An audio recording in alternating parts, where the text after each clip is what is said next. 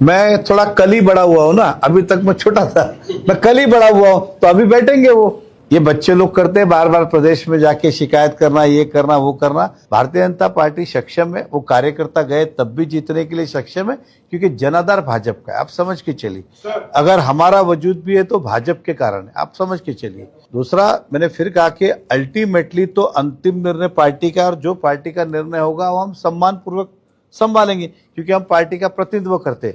लेकिन हमारा ये कर्तव्य बनता है कि पार्टी को ज्यादा से ज्यादा फायदा हो और उस हित में हम बात करें, और जनता का जनाधार जिस हित में है उस हित में जाए। ये हमारी व्यक्तिगत तौर से ये पूरा प्रयत्न रहेगा। भारतीय जनता पार्टी ने पूरी तैयारी की थी कि मीरा भाईंदर में हम अपने दम पे चुनाव लड़ेंगे, और शिवसेना बार बार चाहती थी कि युति हो, युति हो, युति हो। उन्होंने कल पार्टी में बात की होगी, पार्टी ने 3 लोगों की कमेटी गठित की, आप सबको पता है। उसके अंदर जिला अध्यक्ष नरेंद्र मेहता, रवि व्यास, उनकी ओर से नरेश मस्के, प्रताप सरनाइक और उनके जिला अध्यक्ष राजू गोयल। और आज सुबह सरनाइक साहब ने मुझे फोन किया था कि इस बारे में मिलना है, तो मैंने कहा आ जाओ। तो अभी कभी उन्होंने कहा था कि हम लोकल पे बात नहीं करेंगे, उनके बराबरी के बात करेंगे, तो आज आपने देखा होगा किस तरह से उन्होंने यू टर्न लिया।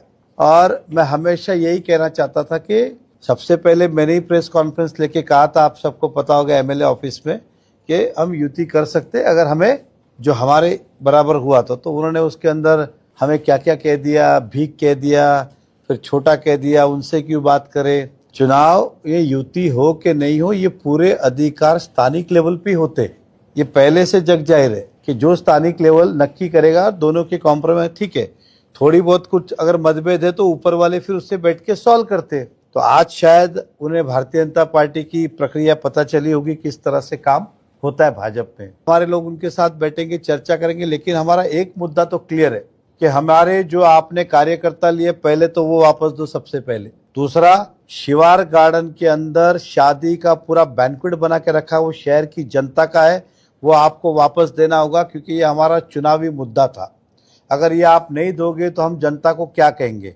तो इस बात पे उनको सहमति देनी जरूरी है कि शिवार गार्डन जो है शादी के नहीं, हम वहाँ पे वाकई में टाउन पार्क और गार्डन बनाएंगे, ये हमारे कंडीशन है।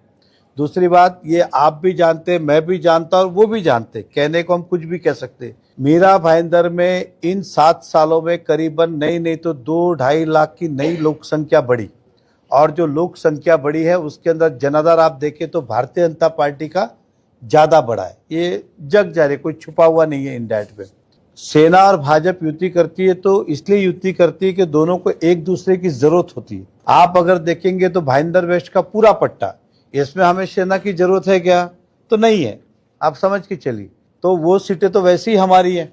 अब मैं भाईंदर इसकी बात करूं, शांति नगर एरिया, तो वहां लड़ाई हमारी कांग्रेस से, आपसे है भी नहीं, आप हो भी नहीं वहां। तो वो सीट जीतने में आप युति करो कि नहीं करो, हमारा कोई फायदा उसमें नहीं है। भाईंदर ईस्ट की कैबिन रोड से जेसल पार्क की बात करो, वहां लड़ाई हमारी है ही नहीं, वो एक तरफा भाजपा की सीटें।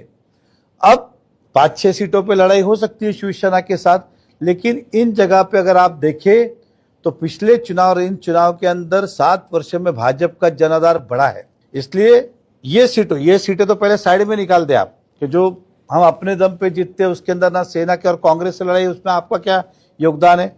और उस हिसाब से अगर युति की बात होती है तो फिर हम आगे युति की बात करेंगे, क्योंकि भाजपा का जनाधार बड़ा है। तो इस बार हमें ज्यादा सीटें लगेंगी। वो अगर हमें कहेंगे ये ले लो वो ले लो, तो वैसा कुछ होने वाला है नहीं।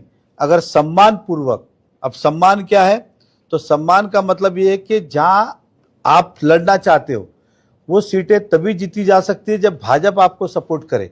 अगर भाजपा आपको सपोर्ट नहीं करे तो वो सीटें आप नहीं जीत सकते हो। इसलिए हमें उसमें से कुछ देंगे तो है। हमारे पास ऐसी कोई सीट नहीं है जो हम शिवसेना के दम पे जीते, हमारे पास ऐसी कोई सीट ही नहीं है जो शिवसेना के दम पे जीते। लेकिन शिवसेना की सारी सीटें जो है वो भारतीय जनता पार्टी से युति करने पे ही वो जीत सकते। 1-2 पैनल छोड़ दे तो सब जगह ऐसा है। इसलिए अगर वो सम्मान पूर्वक अगर युति करेंगे तो उस दिशा में हम आगे बढ़ेंगे, नहीं तो फिर हमारे 95 तैयार है। ये सम्मान के लिए फिगर क्या है सर, आपका फिगर क्या है? नहीं, फिगर तो देखिए ना, उनसे चर्चा होगी ना, आज की बात नहीं ना। लेकिन नो डाउट ना कि जितनी सीटें हमारी है वो तो हमारी है ही है। अगर उनकी सीटें उन्हें सम्मानपूर्वक उसमें से हमें कुछ देंगे तो सोचा जा सकता है। और दूसरा सबसे बड़ी बात, जो बची हुई सीटें थी उसके अंदर हमने 8 सीटें एनसीपी को ऑलरेडी अलायंस में दी हुई है। हाँ, आपको ही पता होगा, हमारे नगर सेवक जो हमारे साथ थे उनके साथ गए तो ऑलरेडी 8 तो हमने उनको दे दी है। 61 नहीं, 66।